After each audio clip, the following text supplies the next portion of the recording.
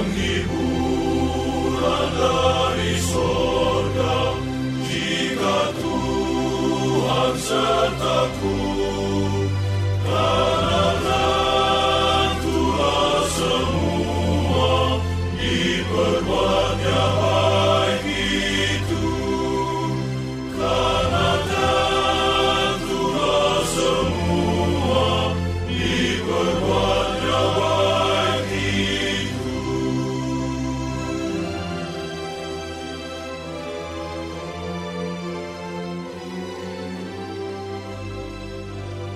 Sahabat Radio Pelita Kasih yang dikasihi Tuhan Yesus, selamat pagi, salam sejahtera bagi Bapak, Ibu, saudara-saudari sekalian. Selamat berjumpa kembali dengan pelayanan Renungan Harian Salom. Bagi Bapak, Ibu, saudara-saudari yang berada di rumah, maupun yang dalam perjalanan menuju tempat bekerja, Tuhan Yesus memberkati kita sekalian.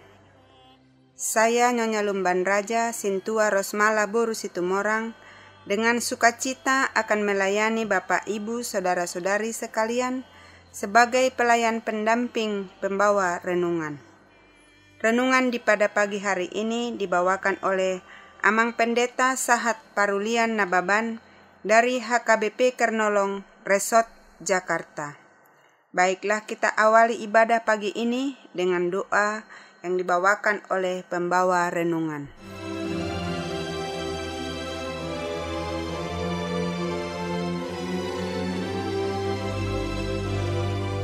Marilah kita berdoa.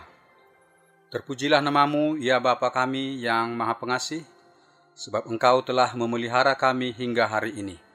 Di pagi ini, sebelum kami memulai aktivitas, terlebih dahulu kami beribadah kepadamu, mendengar dan merenungkan firman-Mu. Kuasailah hati dan pikiran kami dengan Roh Kudus, agar kami memahami makna firman Tuhan yang menuntun hidup kami sepanjang hari ini. Kasihanilah kami ya Bapa, dengarlah doa kami, dalam nama Yesus Kristus Juru Selamat kami. Amin.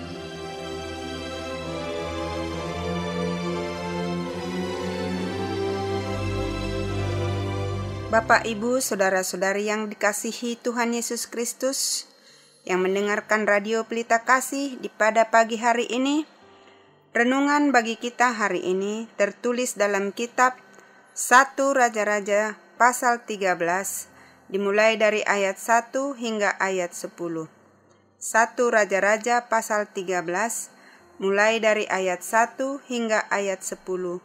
Beginilah firman Tuhan. Sedang Yerobeam berdiri di atas mezbah itu sambil membakar korban, maka atas perintah Tuhan datanglah seorang abdi Allah dari Yehuda ke Betel. Lalu atas perintah Tuhan, berserulah orang itu terhadap mezbah itu. Katanya, hai mezbah, beginilah firman Tuhan.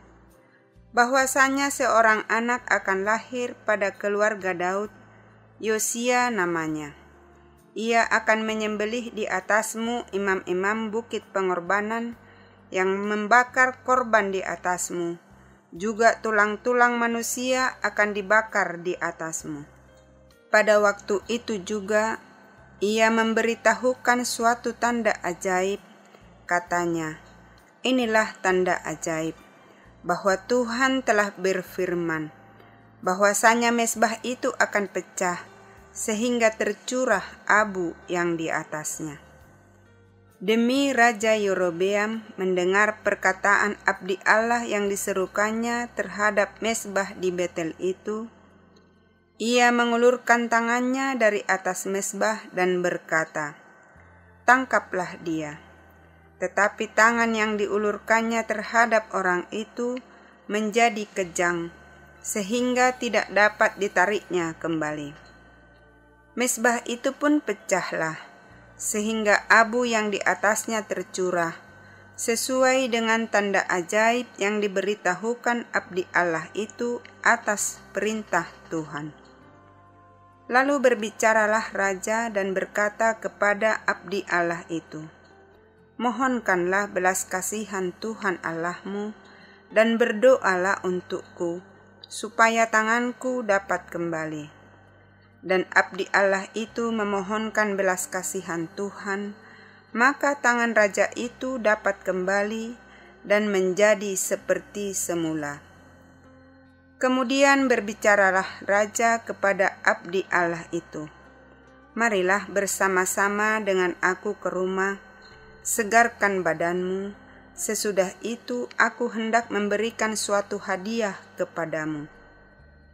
Tetapi abdi Allah itu berkata kepada raja, "Sekalipun setengah dari istanamu kau berikan kepadaku, aku tidak mau singgah kepadamu. Juga aku tidak mau makan roti atau minum air di tempat ini.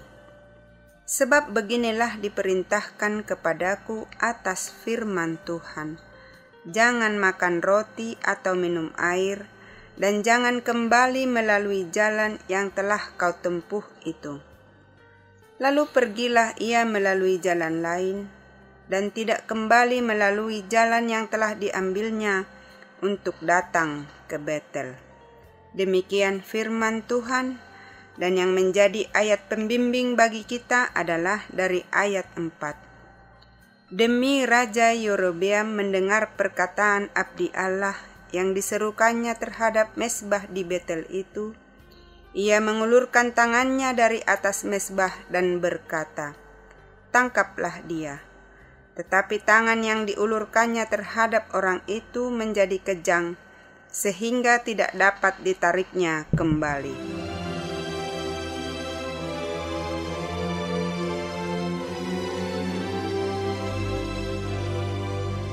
Para pendengar yang dikasihi Tuhan Yesus Kristus, tema renungan kita hari ini adalah dengarlah teguran Tuhan. Dengarlah teguran Tuhan.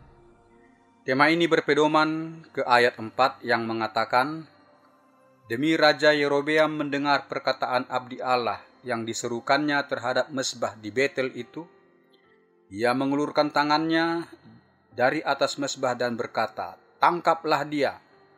Tetapi tangan yang diulurkannya terhadap orang itu menjadi kejang, sehingga tidak dapat ditariknya kembali.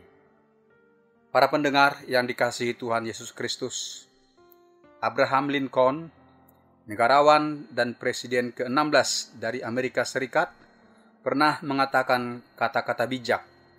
Ia mengatakan, hampir semua orang dapat menanggung kemalangan. Tetapi jika Anda ingin menguji watak manusia, cobalah beri dia kekuasaan.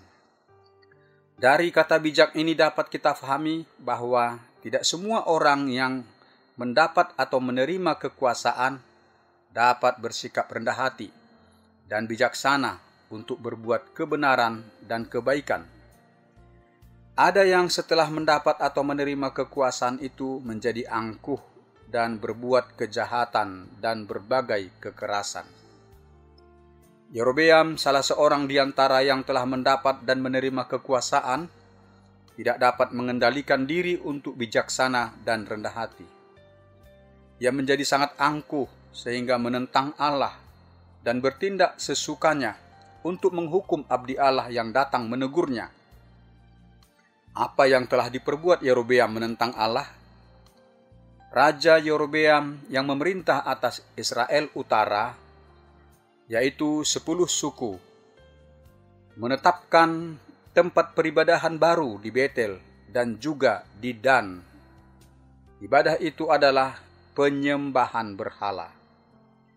Dibuatnya patung anak lembu emas dan mezbah, serta diangkatnya imam-imam yang bukan dari suku Lewi untuk memimpin penyembahan berhala itu.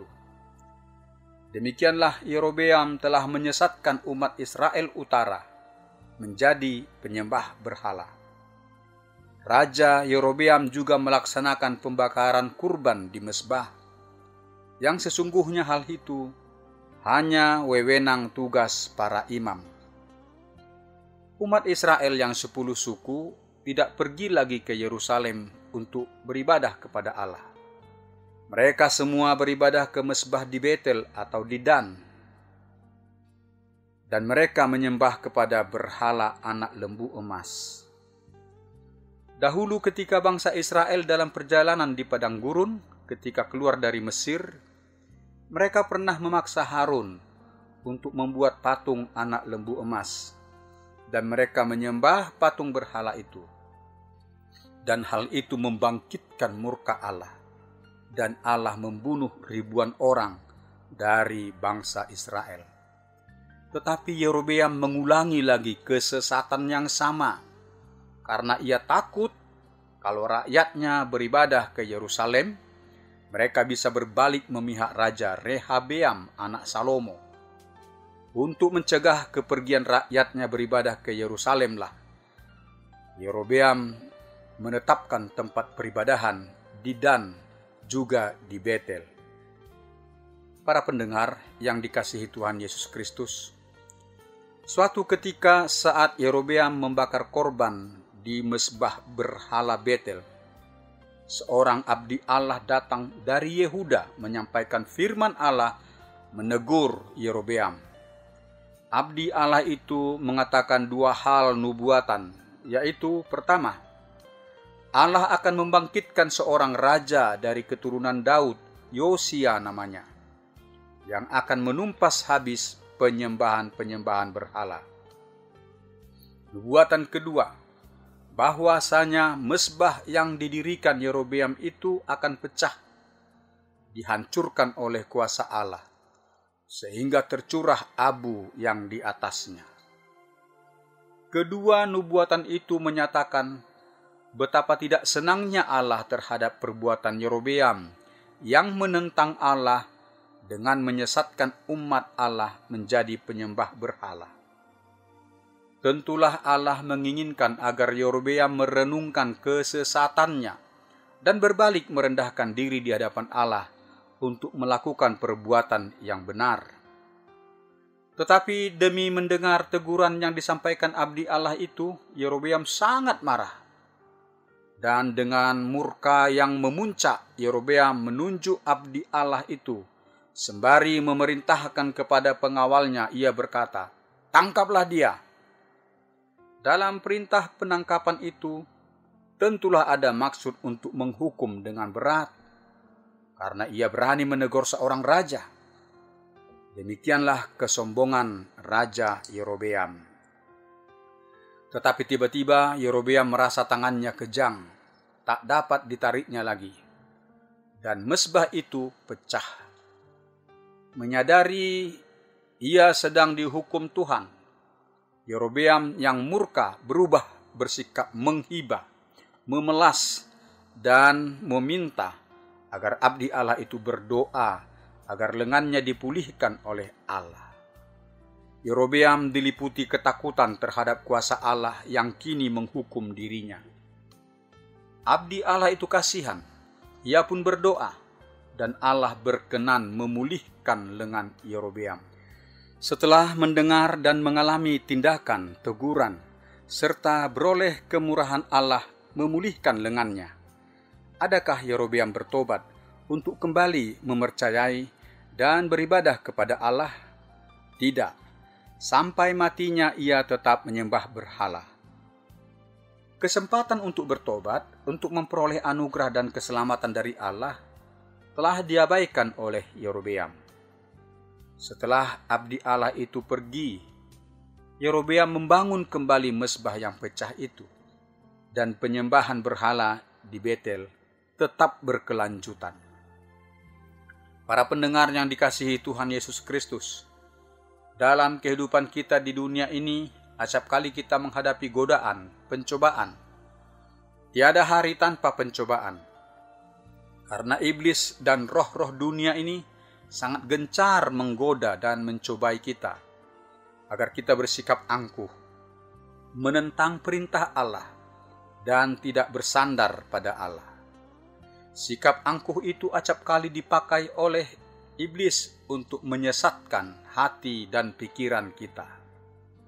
Di saat kita telah diberkati oleh Tuhan dengan pengetahuan yang baik, keberhasilan, pekerjaan dan usaha yang baik, dan berkembang, hidup yang lebih sejahtera, maka iblis berupaya memengaruhi dan menyesatkan hati kita dengan sikap angkuh, agar kita tidak taat lagi kepada perintah Allah, melainkan berbuat kehendak diri kita sendiri, agar kita tidak bersandar kepada pertolongan dan penyertaan Tuhan, melainkan bersandar kepada pengertian kita sendiri, agar kita tidak mengandalkan pemeliharaan Tuhan, melainkan mengandalkan kemampuan diri kita sendiri, agar kita tidak menekuni persekutuan ibadah atau berdoa kepada Tuhan, melainkan hidup jauh dari Tuhan.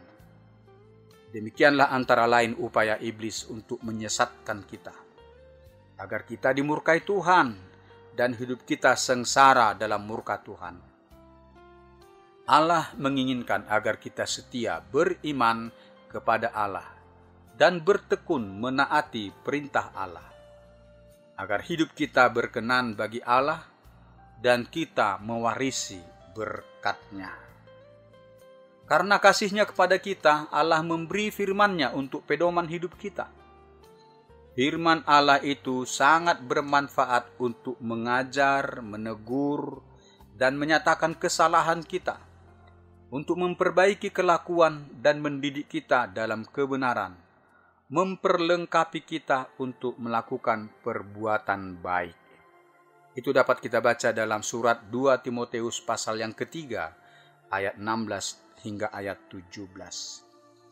Firman Allah yang menegur kekeliruan sikap kita mungkin saja disampaikan kepada kita saat kita membaca firman dalam ibadah pribadi, dalam ibadah di gereja, atau kita dengar dari renungan yang disiarkan Radio Pelita Kasih, atau yang disampaikan seseorang teman kepada kita. Itu adalah cara Allah menuntun kita ke jalan yang benar. Bagaimana kita merespon firman Allah yang kita dengar? Apakah kita marah, menolak firman, dan membenci orang yang menyampaikan firman teguran kepada kita? Ada firman Tuhan yang mengatakan, "Hari ini jika kamu mendengar suara Tuhan, janganlah kamu mengeraskan hatimu." Ibrani pasal yang ketiga, ayat 7 dan ayat 8. Yang mengeraskan hati akan menanggung murka Tuhan.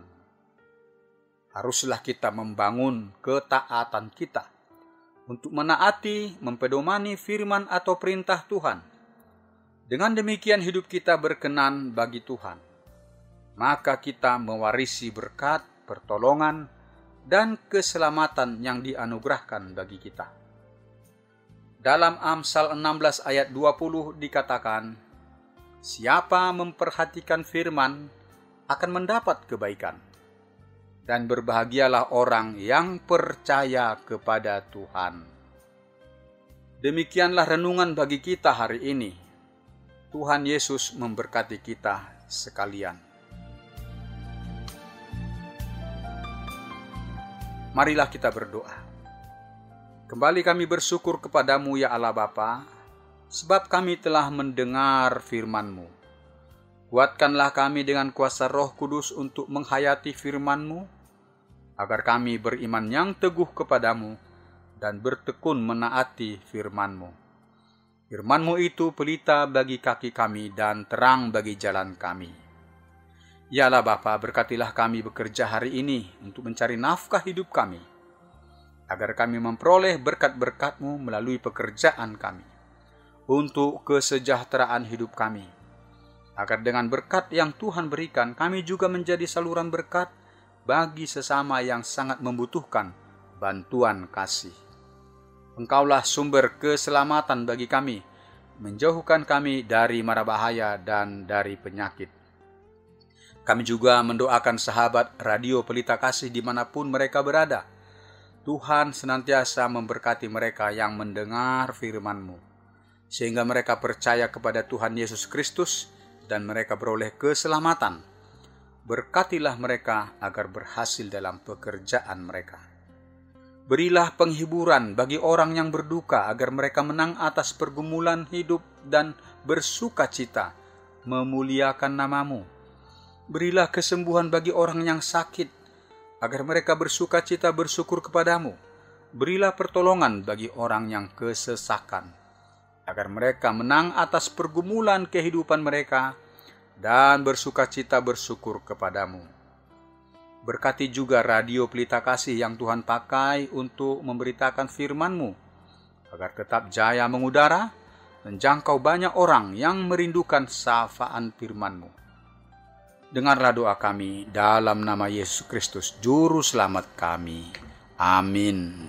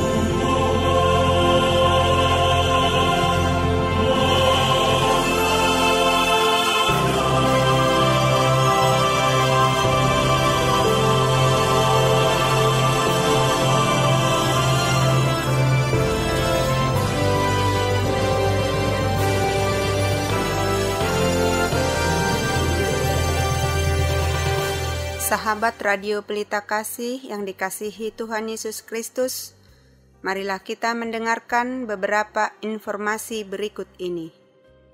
Bila Anda ingin merespon renungan pada pagi hari ini, dapat menghubungi Amang Pendeta Sahat Parulian Nababan di nomor telepon 0813 6170 5696. Jika sahabat RPK ingin mendengar ulang renungan ini, dapat mendengarkan melalui YouTube HKBP Kernolong. Renungan Harian Shalom ditulis oleh para hamba Tuhan dari berbagai gereja. Selama pandemi COVID-19 didistribusikan secara online. Dan mulai tanggal 9 Agustus 2021, Renungan Malam Shalom dapat didengarkan melalui kanal YouTube HKBP Kernolong mulai pukul 8 malam. HKBP Kernolong memiliki ruangan serbaguna dan bisa dibagi menjadi 2 bagian. Bagi yang membutuhkan dapat menghubungi Ibu Sinurat dengan nomor telepon 021 390 9785 atau 0813 8614 2835. 2. Ibu Sintua Nyonya Lumban Raja Boru Situmorang dengan nomor telepon 0821 1470 7797. Jam ibadah dan gembala. Sehubungan dengan berlakunya PPKM, ibadah dilakukan menjadi 2 kali, yaitu pukul 9.30 WIB secara tatap muka dan dapat diikuti secara online di kanal YouTube HKBP Kernolong. Ibadah kedua pukul 17 WIB tanpa live streaming. Digembalakan oleh Pendeta Robert Sontar Pandiangan MTH, Pendeta Sahat Parulian Nababan STH, Bibel Pro Juliani Boru Tarihoran. Bagi Anda yang ingin didoakan dapat menghubungi Inang Sintua Hotmatiur Tampu Bolon Boru Manurung di nomor telepon 0878 7547 8383. Segenap pengurus Renungan Harian Salom menyampaikan salam kasih kepada seluruh pendengar setia dan pendukung acara ini, kepada jemaat Tuhan interdenominasi dan seluruh jemaat HKBP dimanapun berada. Kami juga menghimbau kepada seluruh pendengar Radio Pelita Kasih agar senantiasa melakukan protokol kesehatan yang dianjurkan oleh pemerintah. Kiranya Tuhan Yesus senantiasa memberkati kita semua. Horas.